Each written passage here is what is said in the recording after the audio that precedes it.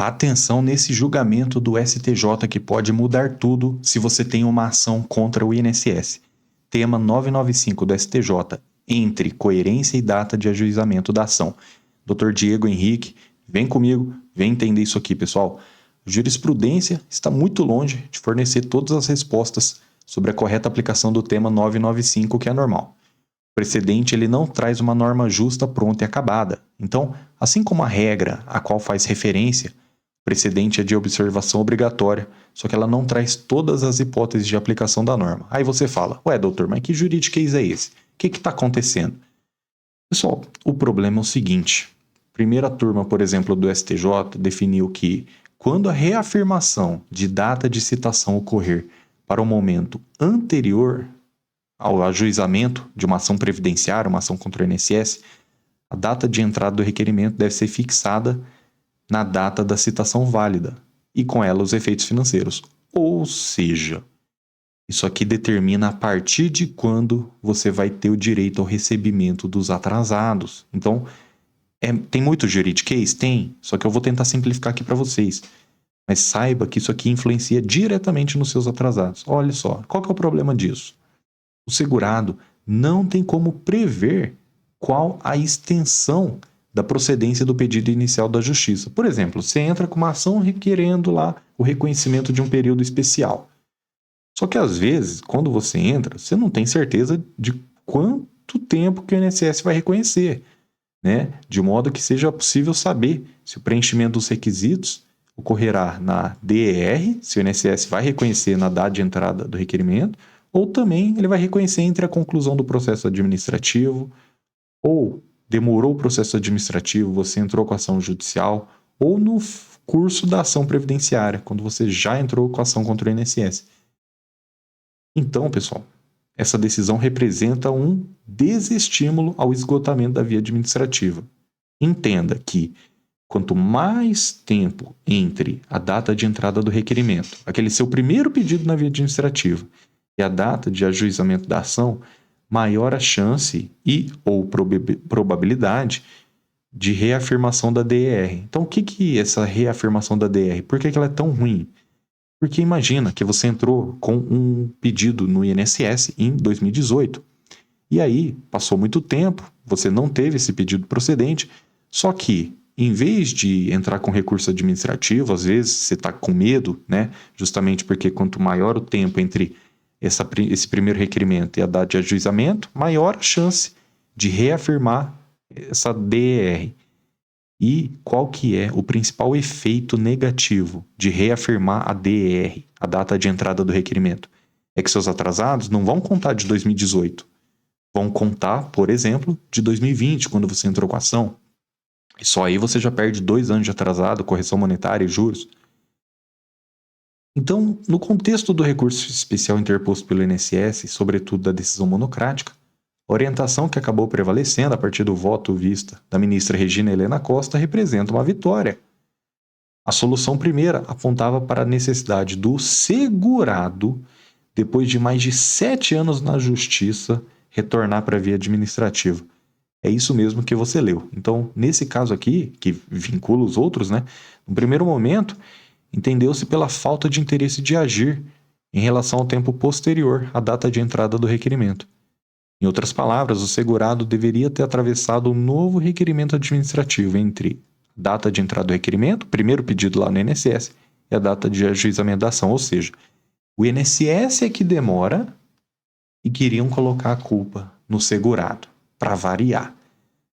Só que foram analisar novamente, trouxeram aqui o artigo 493 do Código de Processo Civil, né? E aí viu que a possibilidade de um fato superveniente, ou seja, um fato novo, um fato que ocorreu, né, ou que se tomou conhecimento depois de ter entrado com o primeiro pedido, ela deve ser considerada no julgamento do mérito. Então, deve o julgador dar às partes a oportunidade de se manifestar a respeito da nova questão, para ninguém ser pego de surpresa e não ter cerceamento de defesa. Então, primeiro, será que essa constatação de fato superveniente ocorreu durante a sessão de julgamento ou em vista dos autos? Em matéria previdenciária, que é o que interessa aqui para a gente, O modo mais específico de implementação da tese se dá através da chamada reafirmação da data de entrada do requerimento. É um procedimento adotado pelo INSS na via administrativa, conforme artigo 690 da Instrução Normativa 77 de 2015, o que na prática possibilita a consideração de contribuições vertidas no curso da ação e do tempo de serviço especial que perpassa a DER. Então, por exemplo, nem sempre reafirmar a DER pode ser ruim. Por quê? Porque nesse caso aqui, possibilitou as contribuições enquanto a ação rolava.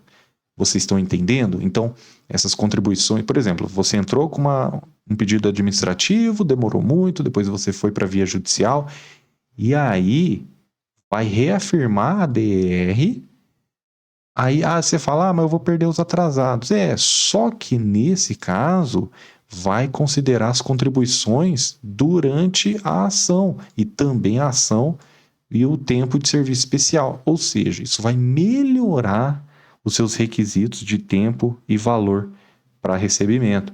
Tá? Isso aqui influencia no reconhecimento do benefício postulado. Então a tese, afinal, a gente sabe que só vai ter atrasado se a ação for julgada procedente. Então não adianta nada ficar se apegando só aos atrasados e se o processo não tiver uma chance real de vitória. E às vezes essa chance real de vitória vem com o aproveitamento dessas contribuições durante o curso da ação previdenciária. Então, a tese somente aproveita processos em que a reafirmação da DER ocorrer no curso de uma ação previdenciária. Então, para um momento posterior ao ajuizamento da ação.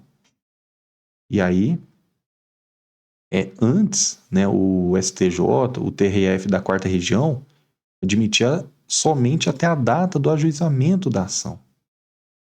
Aí a gente tem um problema também, porque o STJ ele resolveu ir além, permitindo reafirmar a DER no curso da ação.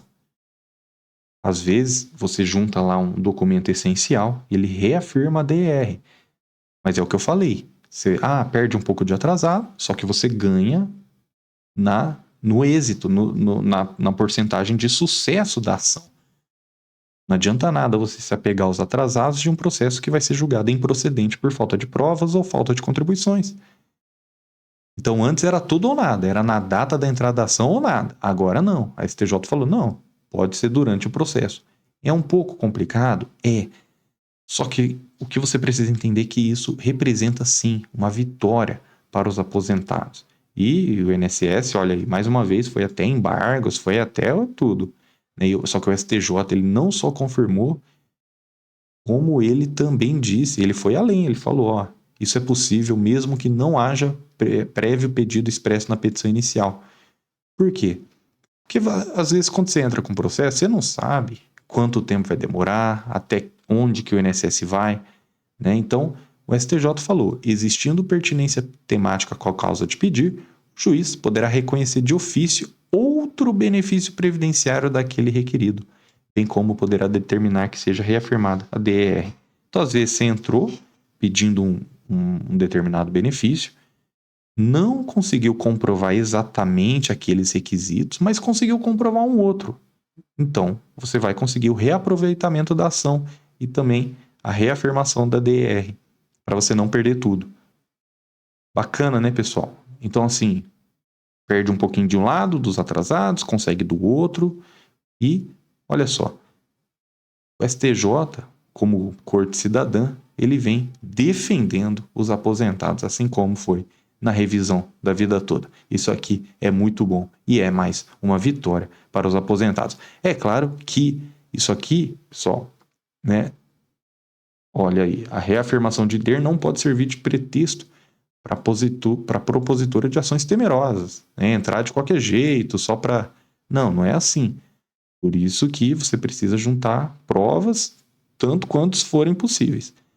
É claro que isso aqui também vai ter mais sentido para os advogados que atuam na área, mas eu entendo muito pertinente, muito importante os aposentados saberem que o STJ deu mais uma vitória para os aposentados. Tá certo, pessoal? Protegendo os atrasados e quando não der para proteger tudo, pelo menos ele não deixa o aposentado perder tudo. né? Então ele protege a ação, que é o mais importante. Ele concede o benefício e até mesmo outro benefício que não o pedido inicialmente. Isso aqui é muito bacana. Que Deus te abençoe grandemente. Inscreva-se nesse canal para você se manter bem informado.